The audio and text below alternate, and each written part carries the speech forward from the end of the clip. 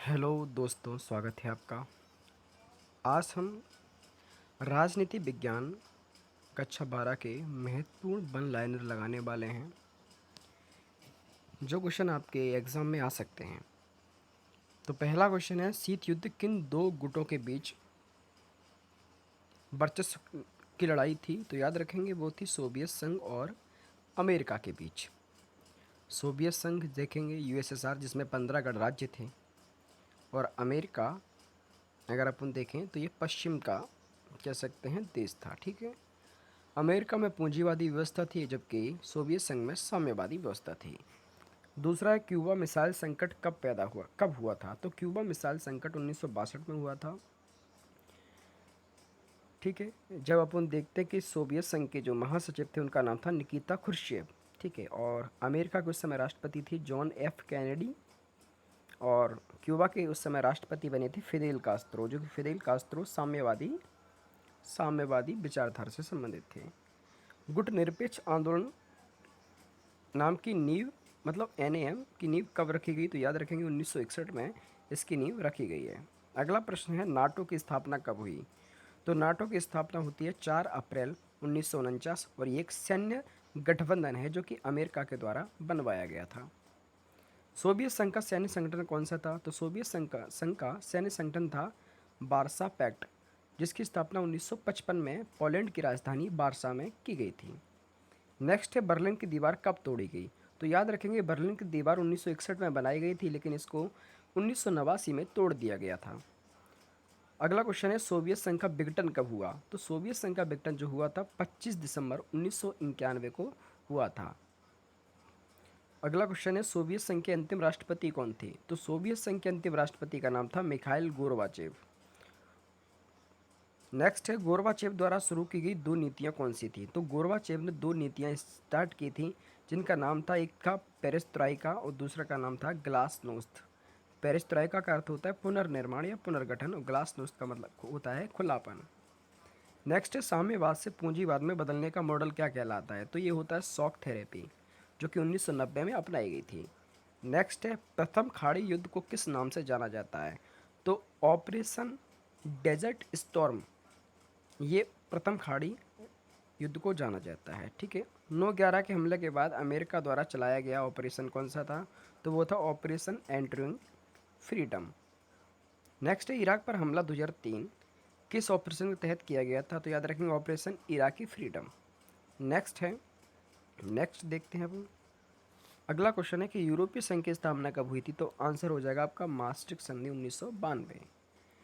Next है, ASEAN की स्थापना कब हुई थी? तो आसियान की स्थापना 1967 में की गई थी, और वो हुई थी बैंकॉक, थाईलैंड की राजधानी। इसका मुख्यालय अगर अपन देखते हैं तो जकार्ता में है, इंडोनेशिया की राजधानी।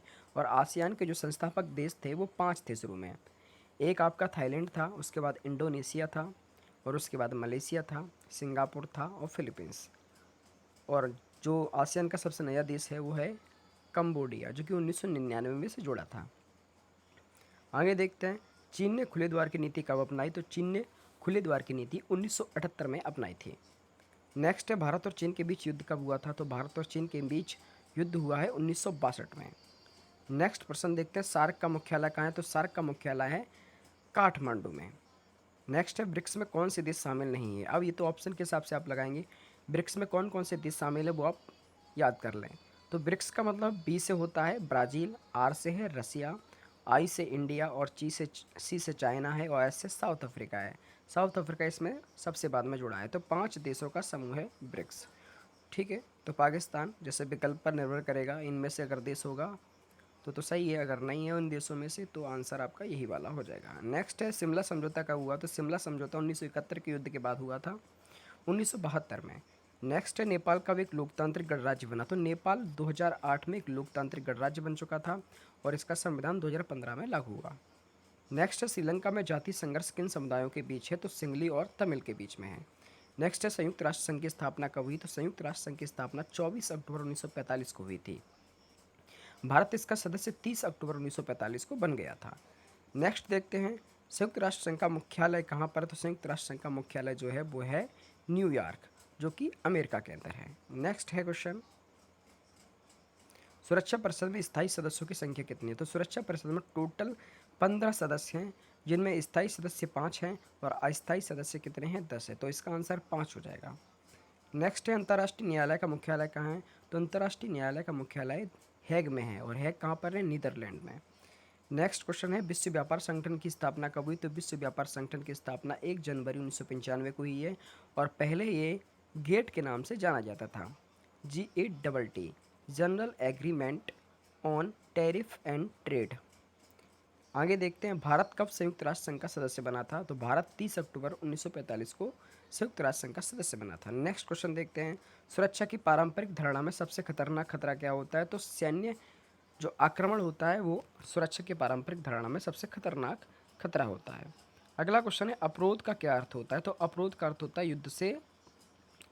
युद्ध को रोकना। ठीक है, युद्ध को रोकना। नेक्स्ट है सुरक्षा की गैर पारंपरिक धारणा को और क्या कहते हैं? तो सुरक्षा की गैर पारंपरिक धारणा को मानवीय सुरक्षा भी कहते हैं। नेक्स्ट है क्योटो प्रोटोकॉल किससे संबंधित है? तो Kyoto protocol green house gas के प्रभाव को कम करने से संबंधित है। नेक्स्ट है रियो शिखर सम्मेलन कब हुआ था? तो 1992 में हुआ था रियो शिखर सम्मेलन, ब्राजील के शहर रियो डी जेनेरो में। नेक्स्ट देखिए साझी संपदा का अर्थ क्या होता है? साझी संपदा का अर्थ होता है कि एक ऐसी संपत्ति जो विभिन्न समुदायों की होती है, सभी समुदायों की, ठीक है, पूरे समुदाय की। नेक्स्ट है वैश्वीकरण का मुख्य कारण क्या है? तो वैश्वीकरण का मुख्य कारण जो है वो है तकनीक में उन्नति। नेक्स्ट आगे देखते हैं वैश्वीकरण के आलोचक इसे क्या कहते हैं? तो इसे कहते हैं सांस्कृतिक साम्राज्यवाद। ठीक है। नेक्स्ट देखते हैं WSF का पूर्ण रूप क्या है? तो WSF का फुल नाम जो हो जाएगा वर्ल्ड सोशल फोरम, विश्व सामाजिक मंच। नेक्स्ट है भारत कब आज़ाद हुआ? तो 15 अगस्त 1947। अगला क्वेश्चन है द्विराष्ट्र सिद्धांत किसने दिया था? तो मुस्लिम लीग ने दिया था, और वो भी याद रखेंगे मोहम्मद अली जिन्ना। नेक्स्ट प्रश्न है सरदार पटेल को किस नाम से जाना जाता है? तो लौह पुरुष के नाम से जाना जाता है इनको। नेक्स्ट प्रश्न है राज्यों के पुनर्गठन के लिए आयोग कब बना? तो राज्यों के पुनर्गठन के लिए आयोग 1953 में बना था, और ये लागू हुआ था 1956 में। नेक्स्ट देखते हैं भाषा के आधार पर बनने वाला पहला राज्य कौन सा था? तो ये आंध्र प्रदेश राज्य था, जो 16 अक्टूबर 1953 को जिसकी स्थापना की गई है। आगे देखते हैं भारत में प्रथम आम चुनाव कब हुए? तो भारत में प्रथम आम चुनाव 1952 को हुए थे। नेक्स्ट प्रश्न है भारतीय जनसंघ का गठन किसने किया? तो भारतीय जनसंघ का गठन जो किया था वो श्यामा प्रसाद मुखर्जी ने 1951 में किया था। नेक्स्ट प्रश्न है कांग्रेस में प्रभावशाली नेताओं का समूह क्या कहलाता था? तो वो सिंडिकेट कहलाता था। नेक्स्ट प्रश्न है योजना आयोग की स्थापना कब हुई? तो योजना आयोग की स्थापना 15 मार्च 1950 को हुई थी। नेक्स्ट प्रश्न है भारत ने किस अर्थव्यवस्था का मॉडल अपनाया? तो भारत ने मिश्रित अर्थव्यवस्था का मॉडल अपनाया। अगला प्रश्न प्रथम पंचवर्षीय योजना में किस पर जोर दिया गया? तो याद रखेंगे कृषि पर जोर दिया गया।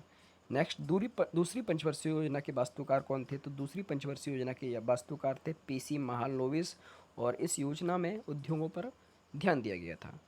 नेक्स्ट है श्वेत क्रांति का संबंध किससे? तो श्वेत क्रांति का संबंध है दुग्ध उत्पादन से। आगे देखते हैं योजना आयोग के स्थान पर नीति आयोग की स्थापना कब हुई? तो ये हुई थी 1 जनवरी 2015 में। अगला प्रश्न है पंचशील सिद्धांत पर हस्ताक्षर कब और किनके बीच हुए? तो 1954 में हस्ताक्षर हुए हैं, और भारत और चीन के मध्य हुए हैं। अगला प्रश्न ताशकंद समझौता कब हुआ? तो 1966 10 जनवरी 1966 को हुआ था। इसी में ताशकंद समझौते के तहत ही लाल बहादुर शास्त्री की मृत्यु हुई है। आगे प्रश्न है भारत ने पोखरण सेकंड परमाणु परीक्षण कब किया? तो 1998 किया, 98 में। और 1998 में अपन देखते हैं कि पाकिस्तान ने भी परमाणु परीक्षण किया था। आगे प्रश्न है भारत की परमाणु नीति किस पर आधारित है? तो भारत की परमाणु नीति नो फर्स्ट यूज पर आधारित है, यानी पहले उपयोग नहीं। गैर कांग्रेसवाद का नारा किसने दिया था? तो गैर कांग्रेसवाद का नारा दिया था राम मनोहर लोहिया, जो सोशलिस्ट पार्टी से संबंधित थे। अगला प्रश्न है कांग्रेस का पहला विभाजन कब हुआ? तो कांग्रेस का पहला विभाजन 1969 में हुआ था, जिसमें INCO और INCR नाम की पार्टी बनी थी। अगला प्रश्न है इंदिरा गांधी ने 1971 के चुनाव में कौन सा नारा दिया? तो उन्होंने गरीबी हटाओ का नारा दिया था। अगला प्रश्न है संपूर्ण क्रांति का आह्वान किसने किया था? तो जयप्रकाश नारायण आपका आंसर हो जाएगा। नेक्स्ट प्रश्न है आपातकाल की घोषणा कब हुई? तो 25 जून 1975 को हुई थी। अगला प्रश्न आपातकाल की घोषणा किस आधार पर की गई? तो आंसर है आंतरिक अशांति के आधार पर। अगला प्रश्न है आपातकाल की ज्यादतियों की जांच करने के लिए कौन सा आयोग बना?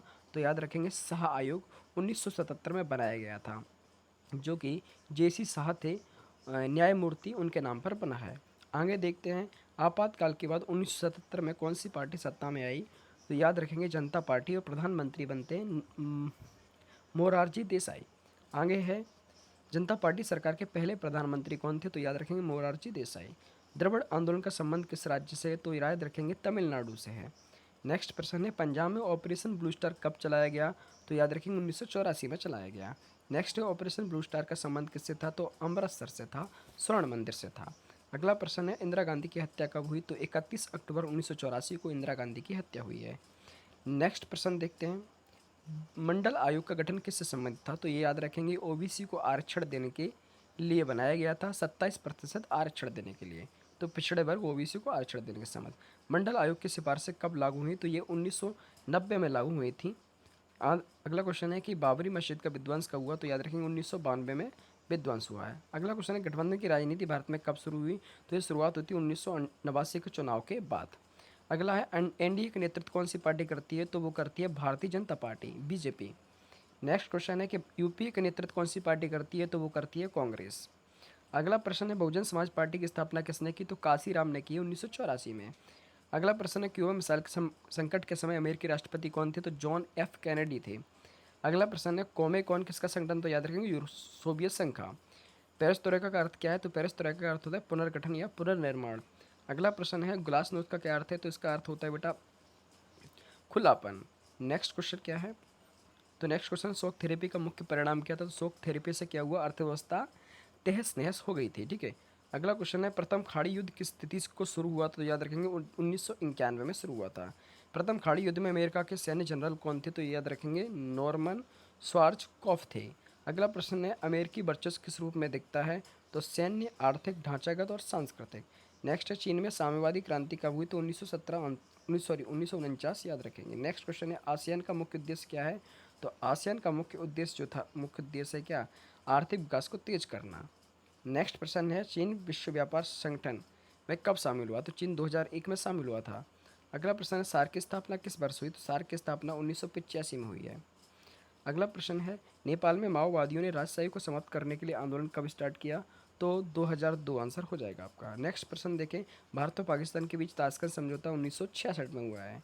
अगला प्रश्न है संयुक्त राष्ट्र संघ में वीटो शक्ति किसके पास है, तो 5 देशों के पास है, अमेरिका, ब्रिटेन, चाइना, रूस, फ्रांस। नेक्स्ट प्रश्न है अंतर्राष्ट्रीय न्यायालय में न्यायाधीशों का कार्यकाल कितना होता है, तो अंतर्राष्ट्रीय न्यायालय में न्यायाधीशों का कार्यकाल होता है वो 9 वर्ष का होता है, 15 न्यायाधीश होते हैं। नेक्स्ट प्रश्न अंतर्राष्ट्रीय आणविक ऊर्जा एजेंसी का कार्य क्या होता है, तो परमाणु ऊर्जा का प्रयोग जो करो शांति के लिए करें, मतलब सैन्य प्रयोग ना करें, इसके परमाणु ऊर्जा के शांतिपूर्ण उपयोग को बढ़ावा देने के लिए। अगला प्रश्न है सुरक्षा की गैर पारंपरिक धारणा का मुख्य लक्षण क्या है, तो मानव अस्तित्व की सुरक्षा या रक्षा है। रियो सम्मेलन में जारी किया गया विकास कार्यक्रम क्या कहलाता है, तो एजेंडा 21 कहलाता है। अगला प्रश्न है लिमिट्स टू ग्रोथ पुस्तक किस क्लब द्वारा लिखी, तो रोम क्लब द्वारा लिखी गई। अगला प्रश्न है वैश्वीकरण में पूंजी के साथ किसका प्रभाव होता है, तो वैश्वीकरण में पूंजी के साथ वस्तुओं का, विचारों का और लोगों का प्रभाव होता है। अगला प्रश्न है राष्ट्र निर्माण की पहली चुनौती क्या थी, तो एकता के सूत्र में बांधना। अगला प्रश्न हो जाएगा रियासतों के एकीकरण में महत्वपूर्ण भूमिका किसने निभाई, तो ये निभाई थी सरदार वल्लभ भाई पटेल ने। अगला प्रश्न है हैदराबाद का विलय भारत में कैसे हुआ था, तो ये सैन्यीकरण से हुआ था, यानी कैसे ऑपरेशन पोलो चलाया गया था, पुलिस कार्रवाई। अगला प्रश्न है कांग्रेस पार्टी का चुनाव चिन्ह क्या था, तो कांग्रेस पार्टी का पहले चुनाव जो चिन्ह रहा है वो पहले रहा है हल जोतता किसान, उसके बाद में गाय बछड़ा हुआ, फिर हाथ का पंजा हुआ। शुरुआत में हल जोतता किसान था। जब 1969 में कांग्रेस पार्टी में विभाजन हुआ तो जो इंदिरा गांधी की कांग्रेस थी तो उनको अलग से अपना चुनाव चिन्ह रखना पड़ा गाय बछड़ा, लेकिन फिर बाद में इन्होंने अपना चुनाव चिन्ह हाथ का पंजा रख लिया था। अगला प्रश्न है भारतीय जनसंख्या मुख्य विचार क्या था, तो एक देश, एक संस्कृति और एक राष्ट्र। 101 क्वेश्चन अपन कर चुके हैं। अगर वीडियो पसंद आई है तो वीडियो को लाइक करें। बाकी के 99 क्वेश्चन यानी टोटल 200 क्वेश्चन हैं वो बाकी के अगली वीडियो में अपन कवर कर लेंगे। तो वीडियो को पसंद आई है वीडियो को तो लाइक करें, कमेंट जरूर करें। Thank you so much.